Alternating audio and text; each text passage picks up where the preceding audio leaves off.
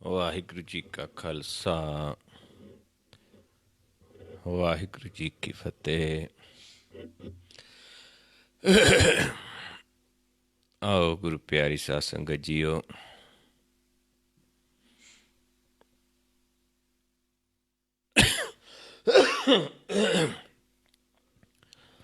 ਆਓ ਕਲਾਸ ਦਾ ਸਮਾਂ ਹੋ ਗਿਆ ਹੈ। ਹਰ ਰੋਜ਼ ਦੀ ਤਰ੍ਹਾਂ ਸੰਗਤ ਰੂਪ ਦੇ ਵਿੱਚ ਜੁੜ ਕੇ ਆਪਾਂ ਸਤਿਗੁਰਾਂ ਦੀ ਬਾਣੀ ਦੀ ਵਿਚਾਰ ਕਰੀਏ,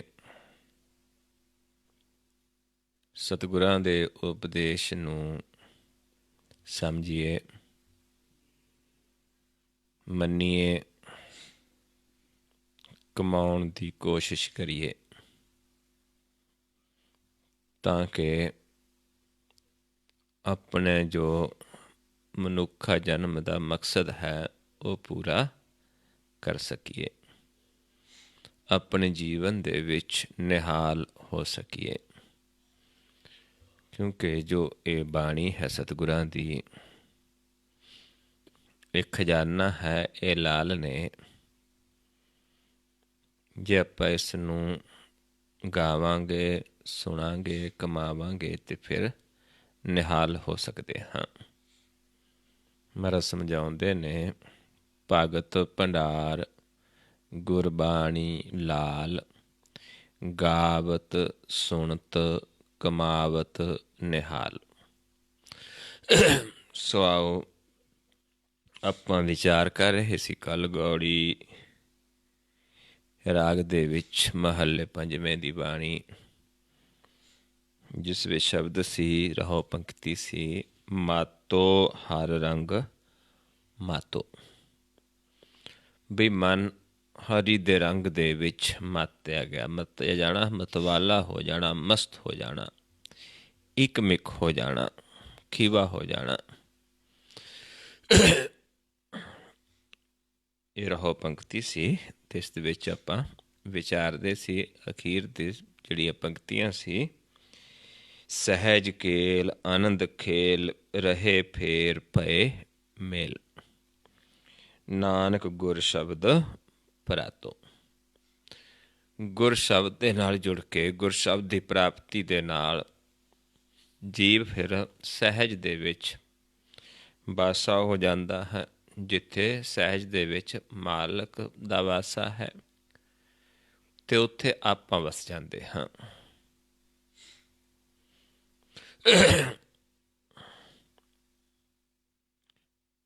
ਸਹਿਜ ਕੇਲ ਆਨੰਦ ਖੇਲ, ਉੱਥੇ ਆਨੰਦ ਹੈ, ਉੱਥੇ ਪ੍ਰਭੂ ਦੇ ਨਾਲ ਖੇਲ ਹੈ। ਉੱਥੇ ਜਿਵੇਂ ਬੱਚਾ ਮਾਤਾ ਪਿਤਾ ਦੇ ਨਾਲ ਖੇਡਦਾ ਹੈ, ਆਪਣੇ ਘਰ ਦੇ ਵਿੱਚ ਆਪਾਂ ਉਸ ਪ੍ਰਭੂ ਦੇ ਆਨੰਦ ਨੂੰ ਮਾਣਦੇ ਹਾਂ। ਰਹੇ ਫੇਰ ਪਏ ਮੇਲ, ਪ੍ਰਭੂ ਨਾਲ ਮਿਲਾਪ ਹੋ ਜਾਂਦਾ ਹੈ ਤੇ ਆਵਣ ਜਾਵਣ ਜਿਹੜਾ ਸਾਡਾ ਖਤਮ ਹੋ ਜਾਂਦਾ ਹੈ। ਪਰ ਹੁੰਦਾ ਕਿਵੇਂ ਹੈ? ਗੁਰ ਸ਼ਬਦ ਦੁਆਰਾ। ਨਾਨਕ ਗੁਰ ਸ਼ਬਦ ਪਰਾਤੋ। ਜਦੋਂ ਅਸੀਂ ਗੁਰ ਸ਼ਬਦ ਦੇ ਨਾਲ ਜੁੜ ਜਾਂਦੇ ਹਾਂ, ਗੁਰ ਸ਼ਬਦ ਨੂੰ ਧਾਰਨ ਕਰ ਲੈਂਦੇ ਹਾਂ, ਫਿਰ ਇਹ ਅਵਸਥਾ ਬਣ ਜਾਂਦੀ ਹੈ। ਫਿਰ ਮਨ ਮਤਵਾਲਾ ਰਹਿੰਦਾ ਹੈ, ਮਸਤ ਰਹਿੰਦਾ ਹੈ, ਮਾਤਾ ਰਹਿੰਦਾ ਹੈ, ਉਸ ਪ੍ਰਭੂ ਦੇ ਆਨੰਦ ਦੇ ਵਿੱਚ ਰਹਿੰਦਾ ਹੈ। ਇੱਥੇ ਤੱਕ ਕੱਲ੍ਹ ਵਿਚਾਰ ਕੀਤੀ ਸੀ ਆਪਾਂ। ਆਓ ਅਗਲਾ ਸ਼ਬਦ, ਰਾਗ ਗੌੜੀ ਮਾਲਵਾ ਮਹੱਲਾ ਪੰਜਵਾਂ। ਇਹ ਗੌੜੀ ਰਾਗ ਨਾਲ ਮਾਲਵਾ ਹੈ, ਜਿਵੇਂ ਕਿਤੇ ਪੂਰਬੀ ਆ ਜਾਂਦਾ ਹੈ, ਇੱਦਾਂ ਹੀ ਇੱਥੇ ਮਾਲਵਾ ਹੈ। ਬਹੁਤ ਸਾਰੇ ਸ਼ਬਦ ਆਉਂਦੇ ਨੇ, ਦੱਖਣੀ ਵੀ ਆ ਜਾਂਦਾ ਹੈ ਕਿਤੇ। ਮਹੱਲਾ ਪੰਜਵਾਂ। ਇੱਕ ਓੰਕਾਰ ਸਤਿਗੁਰ ਪ੍ਰਸਾਦ। ਇੱਕ ਹੀ ਪ੍ਰਭੂ ਦੀ ਕਿਰਪਾ ਸਦਕਾ ਇੱਕ ਹੀ ਕਾਰ ਹੈ ਜੋ ਆਪਾਂ ਕਰਨੀ ਹੁੰਦੀ ਹੈ। ਓੰਕਾਰ ਕੀ ਹੈ? ਇੱਕ ਬਾਣੀ ਹੈ, ਇੱਕ ਰਾਗ ਹੈ, ਇੱਕ ਧੁਨ ਹੈ। ਓੰਕਾਰ ਏਕ ਧੁਨ ਏਕੋ, ਏਕੋ ਰਾਗ ਆਲਾਪੈ। ਜੋ ਆਪਾਂ ਅਖੀਰ ਤੇ ਧਿਆਨ ਲਾਉਂਦੇ ਹਾਂ, ਉਹ ਹੀ ਅਸਲੀ ਮਕਸਦ ਹੈ ਓੰਕਾਰ ਦਾ। ਇੱਕ ਦਾ ਗਿਆਨ ਲੈਣਾ ਹੁੰਦਾ। ਏਕਾ ਦੇਸੀ ਏਕ ਦਿਖਾਵੇ, ਏਕੋ ਰਿਹਾ ਵਿਆਪੈ, ਏਕਾ ਸੁਰਤ ਏਕ ਹੀ ਸੇਵਾ, ਏਕੋ ਗੁਰ ਤੇ ਜਾਪੈ। ਇੱਕ ਗੁਰ ਦਾ ਗਿਆਨ ਹੈ। ਗੁਰ ਨਾਲ ਆਪਾਂ ਜਦੋਂ ਧਿਆਨ ਲਾਉਂਦੇ ਹਾਂ, ਫਿਰ ਉਹ ਸੱਚੇ ਗੁਰ ਦੀ ਕਿਰਪਾ ਦੇ ਨਾਲ ਹੀ ਇਹ ਸਾਰਾ ਸੋਝੀ ਹੁੰਦੀ ਹੈ। ਇੱਕ ਹੀ ਕਾਰ ਹੈ ਸਾਡੀ ਮਨ ਦੇ ਵਾਸਤੇ।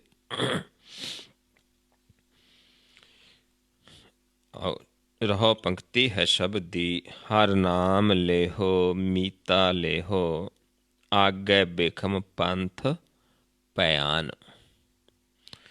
ਹੁਣ ਮਨ ਨੂੰ ਸਮਝਾਉਂਦੇ ਨੇ ਬੇ ਹਰੀ ਦੇ ਨਾਮ ਨੂੰ ਪ੍ਰਾਪਤ ਕਰਨਾ ਹੈ। ਮਿੱਤਰ, ਇਹ ਸੰਸਾਰ ਦੇ ਵਿੱਚ ਮਨੁੱਖਾ ਜਨਮ ਦੇ ਵਿੱਚ ਆਪਾਂ ਇੱਕ ਹੀ ਮਕਸਦ ਹੈ, ਨਾਮ ਦੀ ਪ੍ਰਾਪਤੀ, ਨਾਮ ਨੂੰ ਹਾਸਲ ਕਰਨਾ, ਪ੍ਰਾਪਤ ਕਰਨਾ। ਕਿਉਂਕਿ ਇਸ ਜਨਮ ਤੋਂ ਅੱਗੇ ਫਿਰ ਬਹੁਤ ਮਾਰਗ ਭਿਆਨਕ ਹੈ। 84 ਲੱਖ ਜੂਨ ਦਾ ਮਾਰਗ ਹੈ ਅੱਗੇ। ਇਸ ਕਰਕੇ ਇੱਥੇ ਉਕਣਾ ਨਹੀਂ ਹੈ, ਇੱਥੇ ਹਰੀ ਦੇ ਨਾਮ ਨੂੰ ਪ੍ਰਾਪਤ ਕਰਨਾ ਹੈ। ਇਹ ਆਪਾਂ ਗੁਰੂ ਸਾਹਿਬ ਜੀ ਜਾਂ ਗੁਰਸਿੱਖ, ਕਿਉਂਕਿ ਇੱਥੇ ਆਪਾਂ ਸਾਰੇ ਮਿੱਤਰ ਹੀ ਹਾਂ, ਜਿਹੜੇ ਪ੍ਰਭੂ ਦੇ ਨਾਲ ਮਿਲ ਜਾਂਦੇ ਨੇ, ਜਿਨ੍ਹਾਂ ਦਾ ਪ੍ਰਭੂ ਦੇ ਨਾਲ ਮਿਲਾਪ ਹੋ ਜਾਂਦਾ ਹੈ, ਜਿਹੜੇ ਸਾਧੂ ਜਨਾਂ ਦਾ ਸੰਗ ਕਰ ਲੈਂਦੇ ਨੇ, ਸੁਮਤ ਲੈ ਲੈਂਦੇ ਨੇ, ਉੱਥੇ ਫਿਰ ਕੋਈ ਬੇਗਾਨਾ ਨਹੀਂ ਹੁੰਦਾ। ਜਿਵੇਂ ਸਮਝਾਉਂਦੇ ਨੇ ਸਤਿਗੁਰੂ ਜੀ, ਨਾ ਕੋ ਵੈਰੀ ਨਾ ਹੀ ਬੇਗਾਨਾ, ਸਗਲ ਸੰਗ ਹਮ ਕੋ ਬਣ ਆਈ। ਇਹ ਸੁਮਤ ਸਾਧੂ ਤੇ ਪਾਈ। ਇਹ ਸੁਮਤ ਸਾਧੂ ਜਨਾਂ ਤੋਂ ਮਿਲ ਜਾਂਦੀ ਹੈ, ਫਿਰ ਸਾਰੇ ਮਿੱਤਰ ਨੇ। ਇਸ ਕਰਕੇ ਦੂਜਿਆਂ ਨੂੰ ਵੀ ਮਿੱਤਰ ਕਰਕੇ ਸਮਝਾਉਂਦੇ ਨੇ। ਜਿਵੇਂ ਆਪਾਂ ਕੀਰਤਨ ਸੋਹਲੇ ਦੀ ਬਾਣੀ ਦੇ ਵਿੱਚ ਪੜ੍ਹਦੇ ਹਾਂ, ਉੱਥੇ ਵੀ ਸਾਨੂੰ ਮਿੱਤਰ ਦਾ ਸੰਬੋਧਨ ਕਰਕੇ ਬੇਨਤੀ ਕਰਦੇ ਨੇ। ਕਰੂੰ ਬੇਨੰਤੀ ਸੁਣੋ ਮੇਰੇ ਮੀਤਾ, ਸੰਤ ਟਹਿਲ ਕੀ ਬੇਲਾ, ਇਹਾਂ ਖਾਟ ਚਲੋ ਹਰ ਲਾਹਾ, ਆਗੇ ਬਸਨ ਸੁਹੇਲਾ। ਇੱਥੇ ਵੀ ਸਾਨੂੰ ਇੱਕ ਬੇਨਤੀ ਰੂਪ ਦੇ ਵਿੱਚ ਹੈ ਕਿ ਹੇ ਮਿੱਤਰ, ਨਾਮ ਨੂੰ ਪ੍ਰਾਪਤ ਕਰੋ, ਕਿਉਂਕਿ ਅੱਗੇ ਫਿਰ ਬਹੁਤ ਭਿਆਨਕ ਮਾਰਗ ਹੈ, ਜਮ ਮਾਰਗ ਹੈ, 84 ਲੱਖ ਜੂਨਾਂ ਦਾ ਭਟਕਣ ਦਾ ਮਾਰਗ ਹੈ। ਇਹ ਰਹੋ ਪੰਕਤੀਆਂ ਨੇ। ਤੇ ਹੁਣ ਅੱਗੇ, ਸੇਵਤ ਸੇਵਤ ਸਦਾ ਸੇਵ, ਤੇਰੇ ਸੰਗ ਬਸਤ ਹੈ ਕਾਲ, ਕਰ ਸੇਵਾ ਤੂੰ ਸਾਧ ਕੀ, ਹੋ ਕਾਟੀਐ ਜਮ ਜਾਲ। ਵੀ ਤੇਰੇ ਨਾਲ ਹੀ ਕਾਲ ਦਾ ਵਾਸਾ ਹੈ। ਕਾਲ ਦੇ ਵਿੱਚ ਕੀ ਹੈ? ਇੱਕ ਤਾਂ ਮੌਤ ਹੈ, ਜੋ ਅੰਤ ਸਮੇਂ ਮੌਤ ਆ ਜਾਂਦੀ ਹੈ। ਉਸ ਤੋਂ ਪਹਿਲਾਂ ਵੀ ਕਾਲ ਹੈ। ਤ੍ਰੈ ਗੁਣ ਜਿਹੜਾ ਇਹ ਕਾਲ ਦੇ ਨੇ। ਨਾਮ ਤੋਂ ਬਿਨਾਂ ਜੇ ਤ੍ਰੈ ਗੁਣਾਂ ਦੇ ਵਿੱਚ ਜੀਵ ਫਸਿਆ ਹੈ, ਉਹ ਕਾਲ ਦੇ ਵਸ ਹੈ। ਕਿਉਂਕਿ ਤ੍ਰੈ ਗੁਣ ਕਾਲੈ ਕੀ ਸਿਰ ਕਾਰਾ। ਜਿਹੜੇ ਤ੍ਰੈ ਗੁਣ ਨੇ, ਇਹ ਸਾਡੇ ਸਿਰ ਤੇ ਕਾਲ ਦੀਆਂ ਹੀ ਕਾਰਾਂ ਨੇ, ਕਾਲ ਦੀ ਕਾਰ ਹੈ ਇਹ। ਇਸ ਕਰਕੇ ਕਾਲ ਵੀ ਸਾਡੇ ਨਾਲ ਵਸਦਾ, ਤ੍ਰੈ ਗੁਣ ਵੀ ਨਾਲ ਵਸਦੇ ਨੇ, ਤੇ ਚੌਥਾ ਪਰਮੇਸ਼ਰ ਜੋ ਹੈ, ਨਾਮ ਹੈ, ਉਹ ਵੀ ਪਰਮੇਸ਼ਰ ਵੀ ਨਾਮ ਹੀ ਵਸਦਾ ਹੈ, ਨਾਲ ਹੀ ਵਸਦਾ ਹੈ। ਇਸ ਕਰਕੇ ਸਮਝਾਉਂਦੇ ਨੇ ਵੀ ਤੂੰ ਸਾਧੂ ਜਨਾਂ ਦਾ ਸੰਗ ਕਰ। ਤੇ ਸੇਵਾ ਕੀ ਹੈ ਸਾਧੂ ਦੀ? ਕਿ ਉਹਨਾਂ ਦਾ ਸੰਗ ਕਰਕੇ ਉਹਨਾਂ ਦੁਆਰਾ ਨਾਮ ਨੂੰ ਧਿਆਓ। ਸਾਧ ਸੰਗ ਹਰ ਕੀਰਤਨ ਗਾਈਐ। ਹਰੀ ਦਾ ਕੀਰਤਨ ਕੀ ਹੈ? ਕਿ ਉਸ ਨੂੰ ਨੇੜੇ ਕਿਵੇਂ ਜਾਣਨਾ ਹੈ। ਜਹ ਕੀਰਤਨ ਤੇਰਾ ਸਾਧੂ ਗਾਵੈ, ਤਹ ਮੇਰਾ ਮਨ ਲਾਗੈ। ਵੀ ਸਾਧੂ ਜਨਾਂ ਦਾ ਸੰਗ ਕਰਕੇ ਤੂੰ ਉਸ ਦਾ ਸੇਵਾ ਕਰ। ਸਾਧੂ ਜਨਾਂ ਦੀ ਸੇਵਾ ਹੈ ਸਾਧੂ ਜਨਾਂ ਦਾ ਸੰਗ ਕਰਕੇ ਪ੍ਰਭੂ ਦੇ ਨਾਮ ਨੂੰ ਸਮਝਣਾ, ਪ੍ਰਭੂ ਦੇ ਗਿਆਨ ਨੂੰ ਸੁਣਨਾ, ਨੇੜੇ ਪੁੱਜਣਾ, ਮਾਲਕ ਨੂੰ ਨੇੜੇ ਪੁੱਜਣਾ। ਇਹ ਸੇਵਾ ਹੈ। ਅਚਰਜ ਕਥਾ ਨੂੰ ਸੁਣਨਾ, ਅਗਮ ਅਗਾਧ ਪਾਰ ਬ੍ਰਹਮ ਦਾ ਗਿਆਨ ਲੈਣਾ। ਅਗਮ ਅਗਾਧ ਪਾਰ ਬ੍ਰਹਮ ਸੋਏ, ਜੋ ਜੋ ਕਹੇ ਸੋ ਮੁਖਤਾ ਹੋਏ। ਸੁਨ ਮੀਤਾ ਨਾਨਕ ਬਿਨਵੰਤਾ, ਸਾਧ ਜਨਾ ਕੀ ਅਚਰਜ ਕਥਾ। ਇਸ ਨੂੰ ਸੁਣਨਾ ਇਹ ਸੇਵਾ ਹੈ ਜਿਹਦੇ ਨਾਲ ਜਮਾਂ ਦਾ ਜਾਲ ਕੱਟਿਆ ਜਾਂਦਾ ਹੈ। ਜਮਾਂ ਦਾ ਜਾਲ ਕੀ ਹੈ? ਜਮਾਂ ਦੀ ਜੇਵੜੀ ਕਿਹਦੇ ਪਈ ਹੈ? ਜਦੋਂ ਅਸੀਂ ਭਰਮ ਦੇ ਵਿੱਚ ਪਏ ਹੋਏ ਹਾਂ, ਝੂਠੇ ਮਾਇਆ ਦੇ ਰੰਗ ਦੇ ਵਿੱਚ ਰੰਗੇ ਹਾਂ। ਬਾਦੇ ਜਮ ਕੀ ਜੇਵਰੀ, ਝੂਠੀ ਮਾਇਆ ਰੰਗ। ਭਰਮ ਕੇ ਮੋਹੇ ਨਾ ਬੁਝੈ, ਸੋ ਪ੍ਰਭ ਸਾਧੂ ਸੰਗ। ਜਿਹੜੇ ਭਰਮ ਦੇ ਵਿੱਚ ਪਏ ਨੇ, ਮੋਹ ਵਿੱਚ ਫਸੇ ਜੀਵ ਨੇ, ਝੂਠੀ ਮਾਇਆ ਨਾਲ ਪਿਆਰ ਪਾਇਆ, ਉਹ ਪ੍ਰਭੂ ਨੂੰ ਸੰਗ ਨਹੀਂ ਦੇਖਦੇ। ਇਸ ਕਰਕੇ ਉਹਨਾਂ ਦੇ ਗਲ 'ਚ ਜੰਮਦੀ ਜੇਵਰੀ ਹੈ। ਤੇ ਜਿਹੜੇ ਨਾਮ ਤੇ ਆਉਂਦੇ ਨੇ, ਮਾਲਕ ਨੂੰ ਨਾਲ ਦੇਖ ਲੈਂਦੇ ਨੇ, ਉਹਨਾਂ ਦੇ ਗਲ 'ਚ ਫਿਰ ਪ੍ਰਭੂ ਦੀ ਜੇਵਰੀ ਪੈ ਜਾਂਦੀ ਹੈ। ਇਸ ਕਰਕੇ ਸਮਝਾਉਂਦੇ ਨੇ ਵੀ ਤੂੰ ਜਮਾਂ ਦੇ ਜਾਲ ਨੂੰ ਕੱਟ ਲੈ ਤੇ ਸਦਾ ਸੇਵਾ ਕਰ, ਪ੍ਰਭੂ ਵੀ ਸਾਡੇ ਨਾਲ ਹੀ ਬਸਦਾ ਹੈ ਤੇ ਕਾਲ ਵੀ ਨਾਲ ਹੈ। ਅਸੀਂ ਤ੍ਰੈ ਗੁਣਾਂ ਨੂੰ ਛੱਡਣਾ ਹੈ, ਚੌਥੇ ਪਦ ਵਿੱਚ ਧਿਆਨ ਲਗਾਉਣਾ ਹੈ, ਜਿੱਥੇ ਪ੍ਰਕਾਸ਼ ਹੈ, ਜੋ ਨਾਮ ਹੈ। ਹੋਮ ਜਗ ਤੀਰਥ ਕੀਏ, ਵਿੱਚ ਹਉਮੈ ਬਦੇ ਬੇਕਾਰ। ਜੋ ਵੀ ਆਪਾਂ ਹੋਮ ਕਰਦੇ ਹਾਂ, ਜਗ ਕਰਦੇ ਹਾਂ, ਤੀਰਥਾਂ 'ਤੇ ਜਾਂਦੇ ਹਾਂ, ਇਹ ਸਾਰਾ ਕੁਛ ਕਰਨਾ ਕੀ ਹੈ? ਹਉਮੈ ਦੇ ਵਿਕਾਰ ਵੱਧਦੇ ਨੇ। ਹੋਮ ਜਗ ਤੀਰਥ ਕੀਏ, ਵਿੱਚ ਹਉਮੈ ਬਦੇ ਬੇਕਾਰ। ਵੀ ਬੇਕਾਰ ਵੱਧ ਜਾਂਦੇ, ਹਉਮੈ ਦੇ ਵਿੱਚ ਹੈ ਸਾਰਾ ਕੁਛ, ਵਿਅਰਥ ਚਲੇ ਜਾਂਦਾ ਹੈ। ਤੀਰਥ ਬਿਰਤ ਅਰਦਾਨ ਕਰ, ਮਨ ਮੈਂ ਧਰੈ ਗੁਮਾਨ। ਨਾਨਕ ਨੇ ਫਲ ਜਾਤ ਤੇ, ਜਿਉ ਕੁੰਚਰ ਇਸ਼ਨਾਨ। ਇਹ ਸਾਰਾ ਨੇ ਫਲ ਹੈ ਕਲਯੁਗ ਦੇ ਵਿੱਚ। ਨਰਕ ਸੁਰਗ ਦੁਏ ਪੁੰਚਣਾ, ਹੋਏ ਬਹੁਰ ਬਹੁਰ ਅਵਤਾਰ। ਜੇ ਆਪਾਂ ਇੱਥੇ ਤੱਕ ਸੀਮਤ ਰਵਾਂਗੇ, ਹੋਮ ਜਗ ਕਰ ਲਏ, ਤੀਰਥ ਤੇ ਜਾਏ, ਤੇ ਇੱਥੇ ਨਰਕ ਤੇ ਸੁਰਗ ਹੀ ਸਾਨੂੰ ਬਾਰ ਬਾਰ ਜਾਣਾ ਪਏਗਾ। ਮੋਕਸ਼ ਪ੍ਰਾਪਤ ਨਹੀਂ ਹੁੰਦੀ। ਨਰਕ ਤੇ ਸੁਰਗ ਹੀ 84 ਲੱਖ ਜੂਨਾਂ ਦਾ ਗੇੜ ਹੈ। ਇੱਥੋਂ ਅਸੀਂ ਮੁਕਤ ਨਹੀਂ ਹੋ ਸਕਦੇ। ਸ਼ਿਵਪੁਰੀ ਬ੍ਰਹਮ ਇੰਦਰਪੁਰੀ, ਨਿਸ਼ਚਲ ਕੋ ਥਾਉ ਨਾਹੇ। ਇਹ ਤ੍ਰੈ ਗੁਣ ਨੇ ਜਿਹੜੇ ਇੱਥੇ ਤੱਕ ਦੇਵਲੋਕ ਤੱਕ। ਇੰਦਰਪੁਰੀ ਜੋ ਦੇਵਲੋਕ ਹੈ, ਤੇ ਬ੍ਰਹਮਪੁਰੀ ਜਿੱਥੇ ਬ੍ਰਹਮਾ ਦਾ ਵਾਸਾ ਹੈ ਆਪਣੇ ਖੱਬੇ ਪਾਸੇ, ਸ਼ਿਵਪੁਰੀ ਸੱਜੇ ਪਾਸੇ ਜਿੱਥੇ ਸ਼ਿਵ ਜੀ ਦਾ ਵਾਸਾ ਹੈ, ਵਿਚਾਲੇ ਜਿੱਥੇ ਵਿਸ਼ਨੂੰ ਦਾ ਵਾਸਾ ਹੈ, ਤੇ ਜਿੱਥੇ ਇੰਦਰਪੁਰੀ ਹੈ, ਉੱਥੇ ਤੱਕ ਇਹ ਆਪਣੇ ਸਾਰੇ ਸਰੀਰ ਦੇ, ਜੇ ਤੱਕ ਸਰੀਰ ਖਤਮ ਹੁੰਦਾ ਹੈ ਉੱਥੇ ਤੱਕ ਦਾ ਖੇੜਾ ਹੈ। ਇਹ ਧਰਮਖੰਡ ਤੱਕ ਹੈ। ਇਹ ਸਾਰਾ ਨਾਸ ਹੋਣ ਵਾਲਾ ਹੈ, ਕਿਉਂਕਿ ਆਪਣਾ ਜਿਹੜਾ ਮਾਰਗ ਹੈ ਉਹ ਗਿਆਨ ਖੰਡ ਤੋਂ ਸ਼ੁਰੂ ਹੁੰਦਾ, ਪ੍ਰਚੰਡ ਗਿਆਨ ਤੋਂ, ਗੁਰ ਦੇ ਗਿਆਨ ਤੋਂ। ਇਸ ਕਰਕੇ ਇਹ ਕੋਈ ਬਿੱਥੋਂ ਨਿਸ਼ਚਲ ਨਹੀਂ ਹੈ। ਦੇਵਲੋਕ ਤੱਕ ਸਾਰਾ ਕੁਛ ਨਾਸਵਾਨ ਹੈ। ਬਿਨ ਹਰ ਸੇਵਾ ਸੁਖ ਨਹੀਂ, ਹੋ ਸਾਕਤ ਆਵੈ ਜਾਹੇ।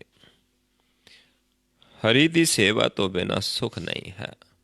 ਉਸ ਤੋਂ ਬਿਨਾਂ ਜੇ ਆਪਾਂ ਸੇਵਾ ਕਰਦੇ, ਬ੍ਰਹਮਾ ਦੀ ਕਰਦੇ ਹਾਂ, ਇੰਦਰ ਦੀ ਕਰਦੇ ਹਾਂ, ਸ਼ਿਵ ਜੀ ਦੀ ਕਰਦੇ ਹਾਂ, ਵਿਸ਼ਨੂੰ ਦੀ ਕਰਦੇ ਹਾਂ, ਜਾਂ ਜਪ ਤਪ, ਇਹ ਇਹਨਾਂ ਦੀ ਹੀ ਪੂਜਾ ਹੈ ਸਾਰੀ। ਇੱਥੇ ਤੱਕ ਸੁਖ ਨਹੀਂ ਹੈ। ਆਵਣ ਜਾਵਣ ਦੇ ਵਿੱਚ ਹਾਂ, ਜਨਮ ਮਰਨ ਦੇ ਵਿੱਚ ਹਾਂ। ਸੇਵਾ ਹਰੀ ਦੀ ਸੇਵਾ ਦੇ ਨਾਲ ਹੀ ਸੁਖ ਪ੍ਰਾਪਤ ਹੋਣਾ ਹੈ, ਮੋਕਸ਼ ਪ੍ਰਾਪਤ ਹੋਣੀ ਹੈ। ਇਸ ਕਰਕੇ ਸਮਝਾਉਂਦੇ ਨੇ, ਹਰ ਕੀ ਤੁਮ ਸੇਵਾ ਕਰੋ, ਦੂਜੀ ਸੇਵਾ ਕਰੋ ਨਾ ਕੋਈ ਜੀ। ਹਰ ਕੀ ਸੇਵਾ ਤੇ ਮਨੋਂ ਚਿੰਧਿਆ ਫਲ ਪਾਈ ਹੈ, ਦੂਜੀ ਸੇਵਾ ਜਨਮ ਬਿਰਥਾ ਜਾਏ ਜੀ। ਮੈਂ ਕਹਿੰਦੇ ਹੋਰ ਸੇਵਾ ਕਰਾਂਗੇ ਜਨਮ ਬਿਰਥਾ ਚਲੇ ਜਾਏਗਾ। ਇਸ ਕਰਕੇ ਸੇਵਾ ਕਿਸ ਦੀ ਕਰੋ? ਹਰੀ ਦੀ। ਹੋਰ ਦੂਜੀ ਕੋਈ ਸੇਵਾ ना करो। सेवा करो सफल गुर हर दर्शन की, फिर लेखा मंगे ना कोई। जित सेवा कीता फिर लेखा मंगिए, सा सेवा औखी होई। सेवा करो सफल गुर हर दर्शन की, सेवा करो सफल हर गुर दर्शन की, फिर लेखा मंगे ना कोई। भी गुर दर्शन की सेवा करो, हरि दे दर्शना दी, फिर लेखा नहीं मंगेगा। जे होर सेवा करांगे लेखा लिया जाएगा। फिर इस करके ये सेवा सानू औखा करती है अगे। जैसो गुरु उपदेसिया मैं तैसो कहया पुकार। जिहा जा गुरु उपदेश करता है, जिमें गुरसिखा ने भी गुरु उपदेश लिया। जो उपदेशिया ਉਹੀ ਅਸੀਂ ਕਹਿੰਦੇ, ਆਪਣੇ ਕੋਲੋਂ ਕੁਛ ਨਹੀਂ ਕਹਿੰਦੇ, ਕਿਉਂਕਿ ਇੱਥੇ ਸਾਡੀ ਆਪਣੀ ਮਤ ਨਹੀਂ। ਜੋ ਗੁਰ ਦਾ ਉਪਦੇਸ਼ ਹੈ ਉਹੀ ਅਸੀਂ ਕਹਿੰਦੇ ਹਾਂ। ਕਹੈ ਨਾਨਕ ਸੁਨ ਰੇ ਮਨਾ, ਕਰ ਕੀਰਤਨ ਹੋਏ ਉਧਾਰ। ਇਸ ਕਰਕੇ ਸਮਝਾਉਂਦੇ ਨੇ ਕਿ ਹੇ ਭਾਈ ਸੁਣ ਗੁਰੂ ਨਾਨਕ, ਕਿਉਂਕਿ ਉਹ ਪਦ ਜਿਹੜਾ ਨਾਨਕ ਪਦ ਹੈ, ਜਿੱਥੇ ਆਪਾਂ ਜਾ ਕੇ ਪ੍ਰਭੂ ਨਾਲ ਇੱਕ ਰੂਪ ਹੋ ਜਾਂਦੇ ਹਾਂ, ਜਿੱਥੇ ਜੀਵ ਗਿਆਨਵਾਨ ਹੋ ਜਾਂਦਾ, ਸੋਝੀ ਹੋ ਜਾਂਦੀ ਹੈ। ਇਸ ਕਰਕੇ ਸਾਰਿਆਂ ਨੂੰ ਨਾਨਕ ਪਦ ਲੱਗਿਆ ਹੋਇਆ ਹੈ। ਤੇ ਉਹ ਸਮਝਾਉਂਦੇ ਨੇ ਵੀ ਹੇ ਮਨ ਕੀਰਤਨ ਕਰ, ਇਹੀ ਤੇਰਾ ਉਧਾਰ ਹੈ, ਜਿਹੜਾ ਕਲਯੁਗ ਦਾ ਕੀਰਤਨ ਹੈ। ਸਾਧੂ ਜਨਾਂ ਦੀ ਸੰਗਤ ਜਾ ਕੇ ਉਹ ਜਪਣਗੇ, ਤੂੰ ਸੁਣ ਕੇ ਧਿਆਨ ਲਗਾਉਣਾ ਹੈ, ਕਿਉਂਕਿ ਧਿਆਨ ਲਾਉਣਾ ਹੀ ਕਲਯੁਗ ਦਾ ਕੀਰਤਨ ਹੈ। ਕਲਯੁਗ ਮੈਂ ਕੀਰਤਨ ਪ੍ਰਧਾਨਾ, ਗੁਰਮੁਖ ਜਪੀਏ ਲਾਏ ਧਿਆਨ। ਜਿਹੜੇ ਗੁਰਮੁਖ ਨੇ ਉਹ ਜਪ ਕੇ ਸਾਨੂੰ ਦੱਸਦੇ ਨੇ ਵੀ ਧਿਆਨ ਕਿਵੇਂ ਲਗਾਉਣਾ ਹੈ, ਕਿਸ ਪੁਆਇੰਟ 'ਤੇ ਆਪਾਂ ਧਿਆਨ ਲਗਾਉਣਾ ਹੈ, ਅਤੇ ਆਪਾਂ ਧਿਆਨ ਦੂਜੇ ਜੀਵਾਂ ਨੇ ਧਿਆਨ ਲਗਾਉਣਾ ਹੈ। ਇਹ ਕਲਯੁਗ ਦਾ ਕੀਰਤਨ ਹੈ। ਇਸ ਨੂੰ ਸਭ ਤੋਂ श्रेष्ठ किया है। ऐसे नु हर दी कथा भी किया है। सब ते उत्तम हर की कथा, नाम सुनत दर्द दुख लथा। नाम की महिमा संत रिद बसै, संत प्रताप दुरत सब नसै। अगला शब्द आपां विचारते हाँ। राग औड़ी माला महला पंजवा। वो मालवा सी, इत्थे माला है। ये भी महले पंजवें का ही शब्द है।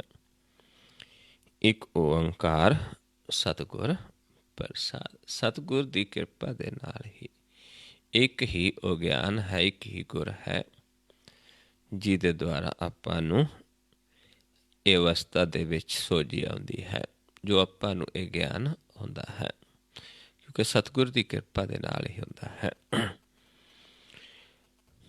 ਪਾਇਓ ਬਾਲ ਬੁੱਧ ਸੁਖ ਰੇ, ਹਰਖ ਸੋਗ ਹਾਨ ਮਿਰਤ, ਦੁਖ ਸੁਖ ਚਿਤ ਸੰਸਰ ਗੁਰ ਮਿਲੇ। ਜਿਵੇਂ ਆਪਾਂ ਦੇਖਦੇ ਹਾਂ, ਇੱਕ ਬਾਲ ਅਵਸਥਾ ਹੁੰਦੀ ਹੈ। जब बच्चा बहुत छोटी उम्र दे विच हुंदा है, उदों वो एक राजे की तरह हुंदा है, क्योंकि उत्थे हरख सोग नहीं हुंदा। पहला हानि नहीं, लाभ हान दा नहीं, मिरत दुख सुख, इन्हां चीज़ां तो वो निर्लेप हुंदा है। बच्चा की हुंदा है, बच्चे ने हुंदा है कि दुध पी लिया, थोड़ा खेडिया, सौ गया, किसी का कोई डर नहीं होंदा। जब बचपन होंदा बिल्कुल, उन्होंने कोई भय नहीं होंदा, कोई डर नहीं होंदा। वो अवस्था जिहड़ी है, वो सुख भी आप प्राप्त कर सकते हैं, क्योंकि वो सुख साडा कदों खत्म हो जाता है, जदों असी सियाणे हो जाते हैं, ज्ञानवान हो जाते हैं, सानू चंगे माड़े की सोझी आ जाती है, सानू लाभ हानि का पता चल जाता है, दुख सुख का पता चल जाता है। पर वो सुख आपां फिर गुर दे ज्ञान द्वारा प्राप्त कर सकते हाँ। हरख सोग हान मिरत दुख सुख चित संसर गुर मिले। बेचित फिर ये बराबर हो जाते ने। जदों गुर दा ज्ञान प्राप्त हो जाता है मन नूं, फिर मन उस अवस्था च आ जाता है जिहड़ी बाल बुद्ध अवस्था सी, जिथे ਇੱਕ ਆਪਾਂ ਨੂੰ ਬੇਪਰਵਾਹ ਅਵਸਥਾ ਵੀ ਕਹਿ ਦਿੰਦੇ ਹਾਂ, ਜਿਵੇਂ ਬੱਚੇ ਨੂੰ ਕਹਿ ਦਿੰਦੇ ਇਹਨੂੰ ਕੋਈ ਪਰਵਾਹ ਨਹੀਂ ਕਿਸੇ ਦੀ। ਸੰਸਰ ਹੋ ਜਾਂਦਾ ਹੈ, ਪਰ ਉਹ ਕਦੋਂ?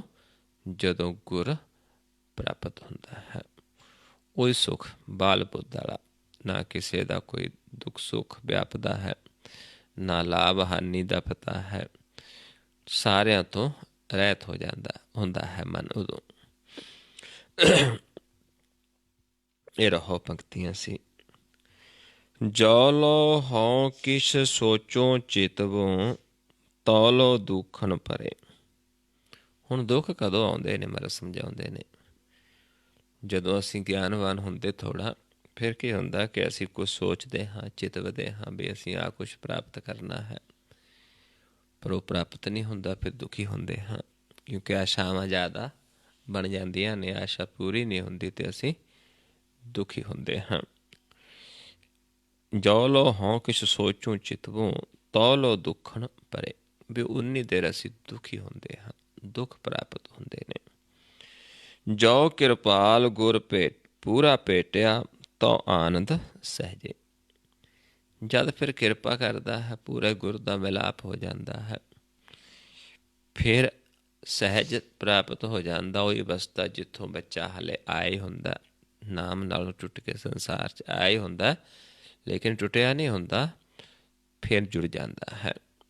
ਇੰਨੀ ਛੇਤੀ ਨਹੀਂ ਤੋੜਦਾ ਪਰਮੇਸ਼ਰ ਬੱਚੇ ਦੀ ਲਿਵ, ਥੋੜ੍ਹਾ ਤੋੜਦਾ ਹੈ, ਫਿਰ ਉਸ ਦੀ ਜੋੜ ਲੈਂਦਾ ਹੈ, ਫਿਰ ਉਹ ਖੁਸ਼ ਹੁੰਦਾ ਹੈ, ਬੱਚਾ ਖੇਡਦਾ ਖੇਡਦਾ ਸੌਂ ਜਾਂਦਾ ਹੈ। ਇੱਦਾਂ ਹੀ ਜਦੋਂ ਗੁਰ ਦਾ ਗਿਆਨ ਪ੍ਰਾਪਤ ਹੁੰਦਾ ਹੈ, ਫਿਰ ਮਨ ਆਨੰਦ ਵਿੱਚ ਆ ਜਾਂਦਾ ਹੈ, ਪਰ ਹੁੰਦਾ ਕਦੋਂ? ਜਦੋਂ ਉਹ ਕਿਰਪਾ ਕਰਦਾ ਹੈ। ਜੋ ਲੋ ਗੁਰ ਭੇਟਿਓ, ਜੋ ਕਿਰਪਾਲ ਗੁਰ ਪੂਰਾ ਭੇਟਿਆ, ਤੋ ਆਨੰਦ ਸਹਿਜੇ। ਫਿਰ ਸਹਿਜ ਪ੍ਰਗਟ ਹੋ ਗਿਆ, ਫਿਰ ਆਨੰਦ ਪ੍ਰਾਪਤ ਹੁੰਦਾ ਹੈ। ਜੇਤੀ ਸਿਆਣਪ ਕਰਮ ਹੋ ਕੀਏ, ਤੇਤੇ ਬੰਦ ਪਰੇ। ਸਮਝਾਉਂਦੇ ਨੇ ਵੀ ਜਿੰਨੀ ਕੁ ਅਸੀਂ ਆਪਣੀ ਸਿਆਣਪ ਨਾਲ ਕਰਮ ਕਰਦੇ ਹਾਂ, ਆਪਣੀ ਸਿਆਣਪ ਵਰਤ ਕੇ ਕਰਦੇ ਹਾਂ, ਓਨੇ ਹੀ ਸਾਨੂੰ ਬੰਧਨ ਪੈਂਦੇ ਨੇ, ਓਨਾ ਹੀ ਮਨ ਬੰਧਨਾਂ ਦੇ ਵਿੱਚ ਫਸ ਜਾਂਦਾ ਹੈ। ਜੋ ਸਾਧੂ ਕਰ ਮਸਤਕ ਧਰਿਓ, ਤਬ ਹਮ ਮੁਕਤ ਪਏ। ਫਿਰ ਜਦੋਂ ਸਾਧੂ ਜਨਾਂ ਦਾ ਸੰਗ ਕਰਦੇ, ਸਾਧੂ ਜਨ ਗਿਆਨ ਦਿੰਦੇ ਨੇ, ਗੁਰ ਦਾ ਜੁਗਤ ਦਿੰਦੇ ਨੇ ਮੁਕਤੀ ਦੀ, ਅਤੇ ਉਹਦੇ ਦੁਆਰਾ ਫਿਰ ਮੁਕਤ ਹੋ ਜਾਂਦਾ ਹੈ ਮਨ, ਕਿਉਂਕਿ ਮਨ ਫਿਰ ਮੁਕਤ ਹੋ ਜਾਂਦਾ ਹੈ, ਕਿਉਂਕਿ ਮਨ ਦੇ ਆਪਣੇ ਵੱਸ ਨਹੀਂ ਹੈ ਇਸ ਸੰਸਾਰ ਦੇ ਨਾਲੋਂ ਵੱਖ ਹੋਣਾ, ਧਿਆਨ ਨੂੰ ਸੰਸਾਰ ਨਾਲੋਂ ਜੋ ਤੋੜ ਕੇ ਨਿਰੰਕਾਰ ਦੇ ਨਾਲ ਜੋੜਨਾ ਆਪਣੇ ਵੱਸ ਨਹੀਂ ਹੈ। ਜਦੋਂ ਉਹ ਕਿਰਪਾ ਕਰਦਾ ਹੈ, ਸਾਧੂ ਜਨਾਂ ਦਾ ਸੰਗ ਦਿੰਦਾ ਹੈ, ਸਾਧੂ ਜਨ ਸਾਨੂੰ ਜੁਗਤ ਦਿੰਦੇ ਨੇ, ਸਾਨੂੰ ਦੱਸਦੇ ਨੇ ਵੀ ਕਿਵੇਂ ਆਪਾਂ ਇੱਕ ਪ੍ਰਭੂ ਦੇ ਵਾਸਤੇ ਯਤਨ ਕਰਨੇ ਨੇ। ਸਾਧ ਸੰਗ ਏਕ ਉਪਰ ਯਤਨ, ਉਹ ਫਿਰ ਸਾਨੂੰ ਇੱਕ ਹੀ ਯਤਨ, ਕਿਵੇਂ ਆਪਾਂ ਉਸ ਦੇ ਚਰਨਾਂ ਦੇ ਨਾਲ ਜੁੜਨਾ ਹੈ, ਉਹ ਹੀ ਸਾਨੂੰ ਵਾਰ-ਵਾਰ ਦ੍ਰਿੜ ਕਰਵਾਉਂਦੇ ਨੇ। ਫਿਰ ਮਨ ਮੁਕਤ ਹੋ ਜਾਂਦਾ ਹੈ। ਤਬ ਹਮ ਮੁਕਤ ਪਏ। ਜੋ ਲੋ ਮੇਰੋ ਮੇਰੋ ਕਰਤੋ, ਤੋ ਲੋ ਬਿਖ ਘੇਰੇ। ਜਦ ਤੱਕ ਮਨ ਮੇਰਾ ਮੇਰਾ ਕਰਦਾ ਹੈ ਸੰਸਾਰ ਦੇ ਵਿੱਚ, ਮੇਰਾ ਕਿੱਥੋਂ ਸ਼ੁਰੂ ਹੋ ਜਾਂਦਾ ਹੈ? ਮੇਰਾ ਸਰੀਰ, ਮੇਰਾ ਘਰ, ਮੇਰਾ ਪਰਿਵਾਰ, ਮੇਰਾ ਜੀਵਨ, ਮੇਰੀ ਮੱਤ। ਉਨੀ ਦੇਰ ਜਦ ਤੱਕ ਆਪਣੇ ਵਿੱਚ ਪੈਂਦਾ ਹੈ ਜੀਵ, ਮੇਰਾ ਮੇਰਾ ਕਰਦਾ ਹੈ, ਉਨੀ ਦੇਰ ਇਹ ਤ੍ਰੈ ਗੁਣਾਂ ਦੇ ਘੇਰੇ ਦੇ ਵਿੱਚ ਫਸਿਆ ਰਹਿੰਦਾ ਹੈ, ਦਿਖਦਾ ਘੇਰਾ ਹੈ।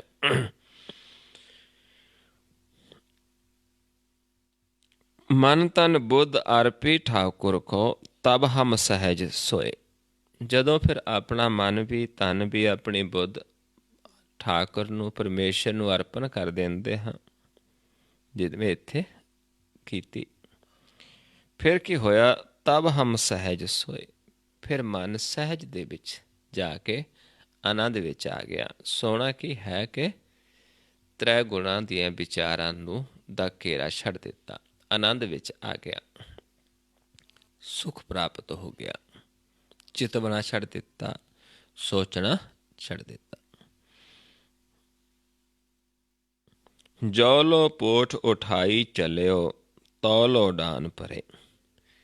ਜਿੰਨੀ ਦੇਰ ਅਸੀਂ ਆਪਣੇ ਹੰਕਾਰ ਦੀਆਂ ਪੰਡਾਂ ਬੰਨੀਆਂ ਸੀ, ਗਿਆਨ ਦੀਆਂ, ਹੰਕਾਰ ਦੀਆਂ, ਜੋ ਵੀ ਹੈ, ਨਿੰਦਾ ਚੁਗਲੀ ਦੀਆਂ, ਬਹੁਤ ਸਾਰੇ ਜੋ ਵੀ ਆਪਾਂ ਇੱਥੇ ਕਰਦੇ ਹਾਂ, ਨਿੰਦਾ ਚੁਗਲੀ, ਵੈਰ ਵਿਰੋਧ, ਨਫ਼ਰਤ, ਚੋਰੀ, ਠੱਗੀ, ਜੋ ਵੀ ਹੈ, ਇਹ ਪਾਪਾਂ ਦੀਆਂ ਪੰਡਾਂ ਸਾਡੀਆਂ ਬੰਨੀਆਂ ਜਾਂਦੀਆਂ ਨੇ, ਜਿਹੜੀਆਂ ਫਿਰ ਅੰਤ ਸਮੇਂ ਸਾਡੀਆਂ ਖੁੱਲ੍ਹਦੀਆਂ ਨੇ, ਸਾਨੂੰ ਉਠਾ ਕੇ ਚੱਲਣੀਆਂ ਪੈਂਦੀਆਂ ਨੇ।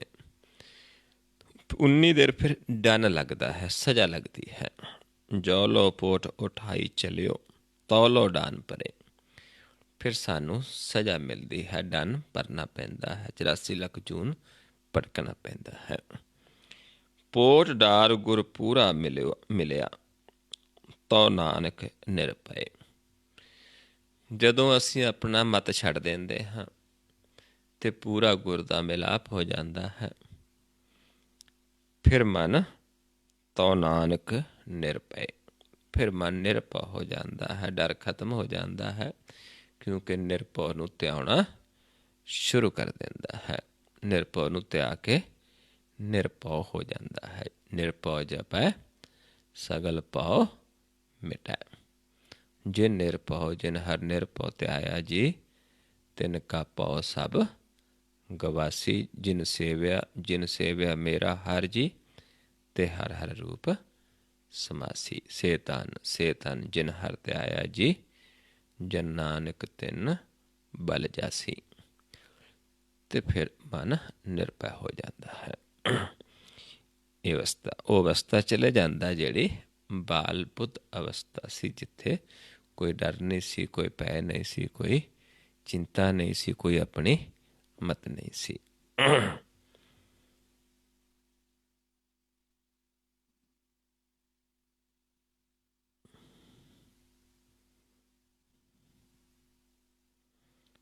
ਆਓ ਅਗਲਾ ਸ਼ਬਦ ਵਿਚਾਰਦੇ ਹਾਂ।